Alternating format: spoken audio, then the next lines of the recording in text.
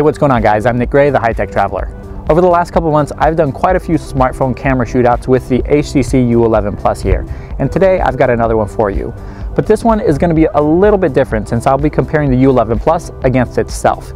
I've gotten a lot of comments from you guys asking me to test out the U11 Plus with the Pixel 2's camera app, and that's exactly what I'm going to be doing today.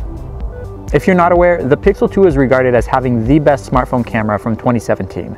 And as such, quite a few developers have been working to get the Pixel 2's camera app working on other devices, since most of the magic is within the app and its unique algorithms rather than the hardware that's used on the phone. The camera app can be easily downloaded and installed on a wide range of newer Android smartphones, and the results typically deliver improved image quality over what the stock camera app can do on those devices. But since the camera on the U11 Plus is also considered to be one of the best from 2017, I'm not sure that the Pixel 2's camera app will deliver dramatically better results. For this test, I took the U11 Plus out and took the same photo using both camera apps. So take a look at these side-by-side comparisons.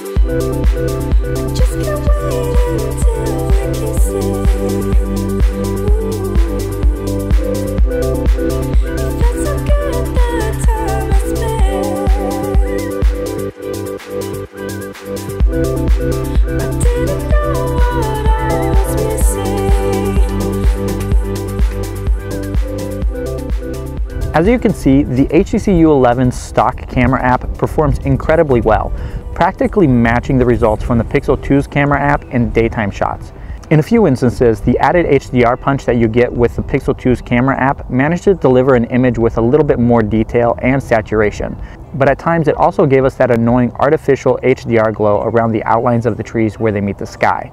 If the lighting conditions are perfect, I'd say it's really a toss-up between the two, but the Pixel 2's camera app really shines in low light conditions. HTC's app does fairly well, but it does have a tendency to blow out the highlight, losing a lot of the detail that the Pixel 2's app manages to preserve.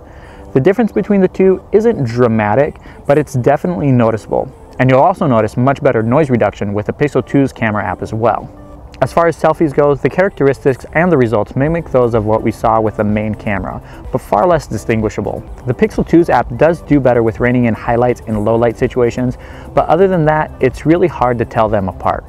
Overall, the camera app pulled from the Pixel 2 can deliver slightly better images than what you can get out of the HTC U11 Plus with its stock camera app. But to get those results, you do have to contend with a buggy app that does have a tendency to crash from time to time.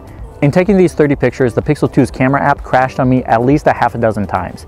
And also, you'll have to contend with not using the flash at all, since the results are pretty horrendous. Then again, you do get a dedicated portrait mode with the Pixel 2's app, which can deliver some amazing results with the front-facing camera. But for some reason, it wasn't working properly with the main camera on the back of the HTC U11 Plus. The processing time to create the artificial bokeh effect does take 5 to 8 seconds, which is substantially longer than when it does on the actual Pixel 2, but the results are definitely worth the wait. And since you can have both apps installed on your phone at the same time, there's really no reason why you shouldn't have the Pixel 2's camera app installed on your U11 Plus. Of course, I want to hear your thoughts on the pictures in this video and whether or not you think that the images produced with the Pixel 2's camera are better than those produced with the HTC U11's stock camera app. If you enjoyed this video, I hope you give it a thumbs up and don't forget to subscribe. Thank you guys so much for watching, and I'll catch you in the next one.